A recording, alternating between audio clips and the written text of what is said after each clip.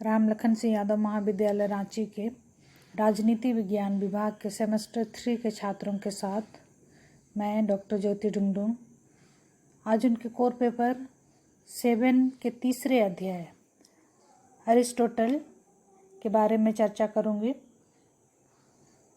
यूनान के दार्शनिक विद्वानों में सुकरात और प्लेटो के बाद अरस्तु का नाम उल्लेखनीय है।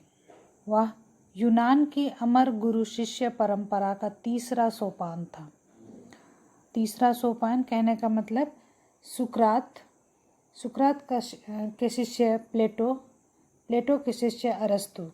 तो इस तरह गुरु शिष्य परंपरा का तीसरा सोपान अरस्तु था। अरस्तु यथार्थवादी तथा वैज्ञानिक दृष्टिकोण वाला बहुमुखी प्रतिभा का धनी था। मानव जीवन तथा प्रकृति विज्ञान का शायद ही कोई ऐसा पहलू हो जो उसके चिंतन से अछूता बचा हो। उसकी इसी प्रतिभा के कारण कोई उसे बुद्धिमानों का गुरु कहता है तो कोई सामाजिक विज्ञान में नवीन विषयों का जन्मदाता कहता है। मैक्सी ने उसे प्रथम राजनीतिक वैज्ञानिक फर्स्ट पॉलिटिकल साइंटिस्ट की संज्ञा दी है।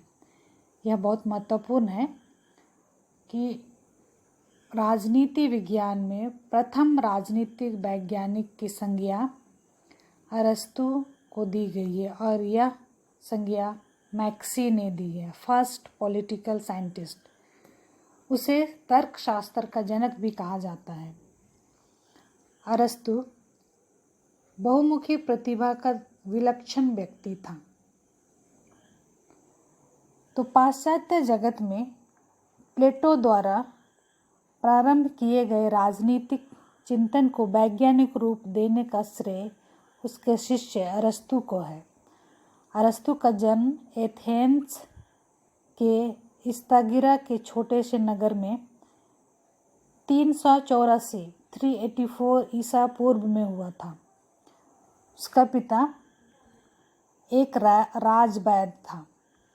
इस कारण अरस्तु जीव शास्त्रीय जीव विज्ञान जैसे विषयों का भी ज्ञाता था।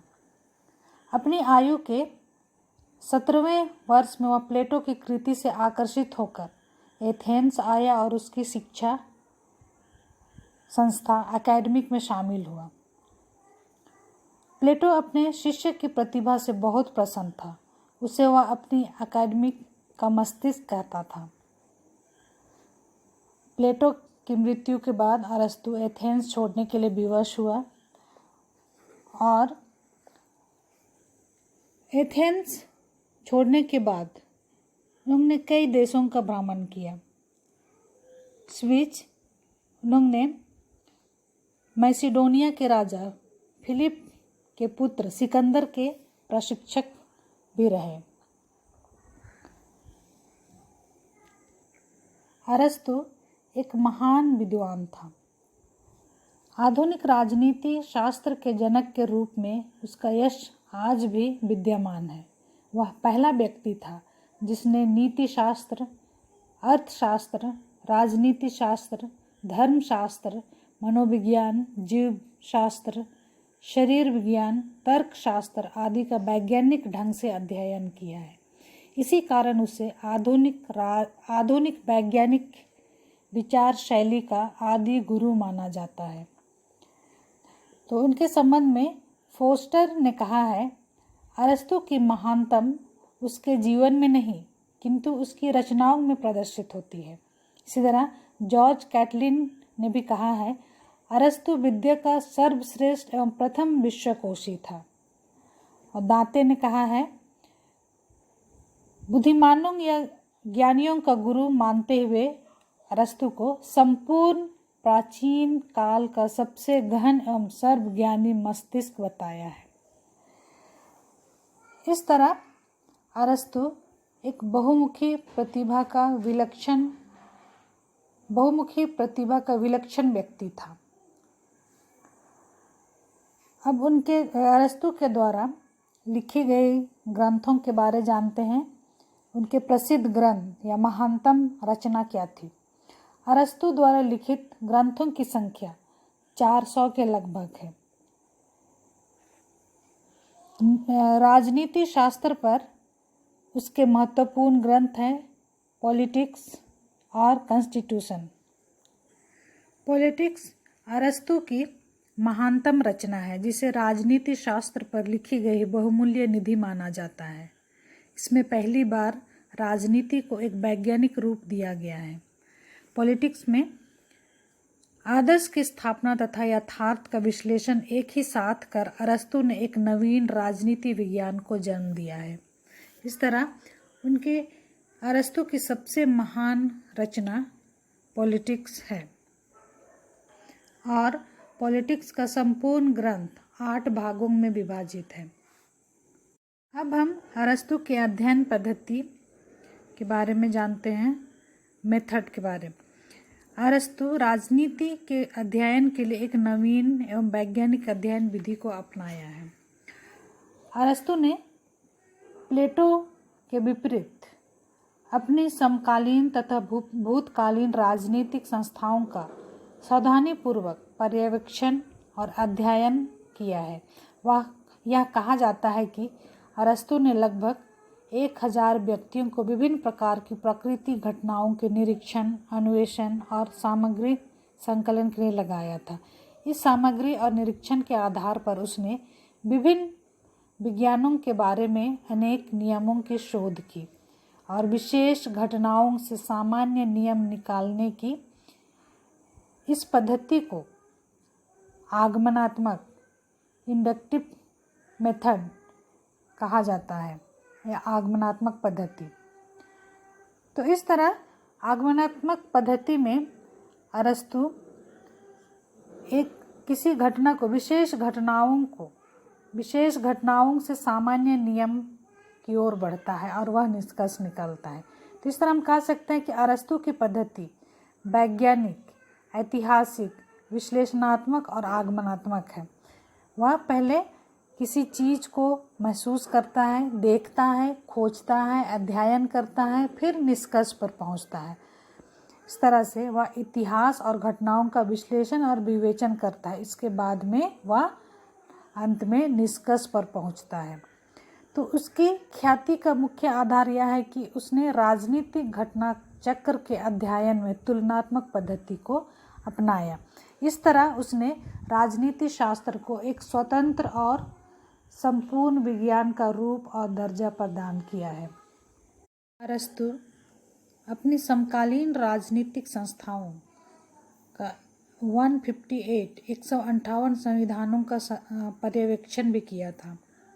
इसी कारण अरस्तु को राजनीति शास्त्र का पिता, the father of the political science भी कहा जाता है।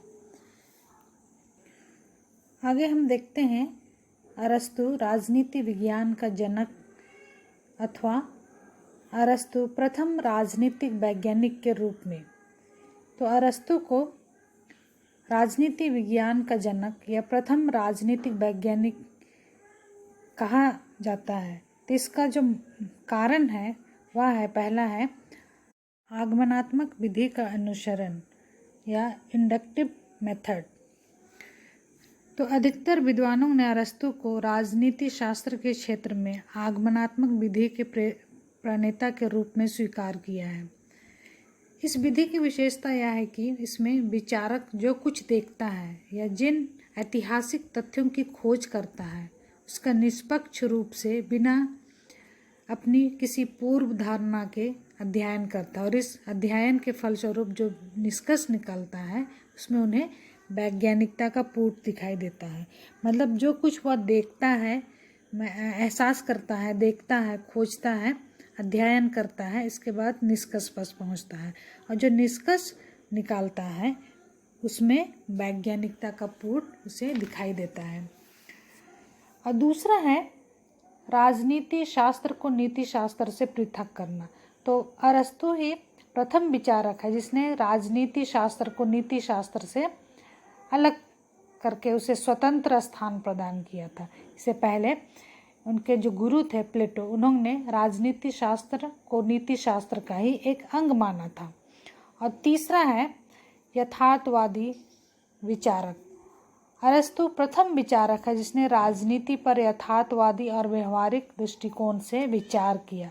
उसने हमेशा से ही अतिवादिता से बचते हुए मध्यम मार्ग का अनुसरण किया। चौथा है राज के पूर्ण सिद्धांत का क्रमबद्ध निरूपण। अरस्तु ही वह पहला विचारक है जिसने राज का पूर्ण सैद्धांतिक वर्णन किया है।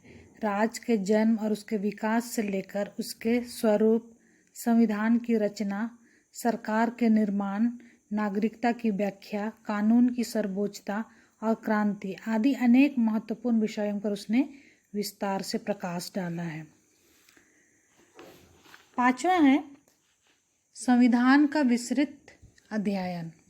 संविधान की विस्तृत व्याख्या अरस्तु की सबसे बड़ी देन है।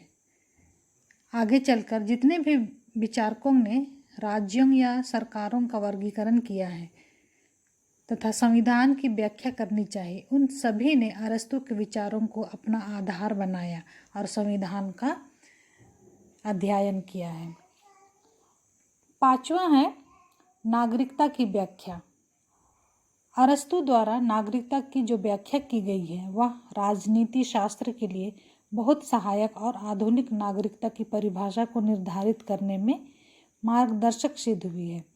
नागरिकता संबंधी विषय के अध्ययन के लिए आगे चलकर बहुत से विद्वानों ने अरस्तु के मूल विचारों को ही आधार बनाया है। नेक्स्ट है कानून की सर्वोच्चता का प्रतिपादन।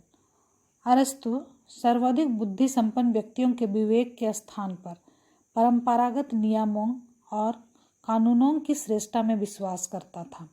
जो उनके जो गुरु थे वे जो शासन के सर्वोच्च पद पे एक बुद्धिमान व्यक्ति को स्थापित करना चाहता था, लेकिन अरस्तु बुद्धिमान की जगह में परंपरागत नियमों और कानून की श्रेष्ठता में विश्वास करते थे और कानून का जो पालन करता है वैसे व्यक्ति को वे उस पद पर या शासन के पद पर बैठाना चाहते थे। तो अरस्तु का विश्वास कानून के शासन में है। कानून की सर्वोच्चता तथा संवैधानिक शासन की वंचनीयता में विश्वास उसकी ऐसी धारणा है जिसके आधार पर उसे संविधानवाद का पिता भी कहा जाता है। इसके बाद नेक्स्ट पॉइंट है सरकार के अंगों का निर्धारण। अरस्तु ने सरकार के 3 अंगों नीति निर्धारक, प्रशासकीय और न्यायिक का निरूपण किया है। ये शासकीय अंग वर्तमान या आधुनिक समय के व्यवस्थापिका, कार्यपालिका और न्यायपालिका के समान ही है। अरस्तु ने इन विभिन्न शासकीय अंगों के संगठन, कार्यक्षेत्र और शक्तियों के बारे में विस्तार से विचार किया है। अरस्तु की यह खोज आगे चलकर शक्ति पृथक्करण का सिद्धांत और नियंत्रण और संतुलन के सिद्धांत की रूपरेखा बनी। तो इस तरह इन सब कह सकते हैं कि अरस्तु पहला राजनीतिक वैज्ञानिक है। उसने राजनीति को एक पूर्ण विज्ञान का सम्मान प्रदान किया। वह प्लेटो की भांति कल्पनावादी और आदर्शवादी नहीं था, बल्कि एक पूर्णता व्यवहारिक एवं यथार्थवादी दार्शनिक था, जिसने राजनीति को नीति शास्त्र से अलग करके उसे एक स्वतंत्र विज्ञान का रूप प्रदान किया। तो इन सब चीज़ों के कारण या इन सब घटनाओं के कारण या उनके अध्ययन के कारण अरस्तु को प्रथम राजनीतिक वैज्ञानिक के रूप में हम कह सकते हैं या कहा जाता है, या राजनीति विज्ञान का जनक कहा जाता है। तो आगे हम देखते हैं अरस्तु के राज संबंधी सिद्धांत, Aristotle's theory of the state.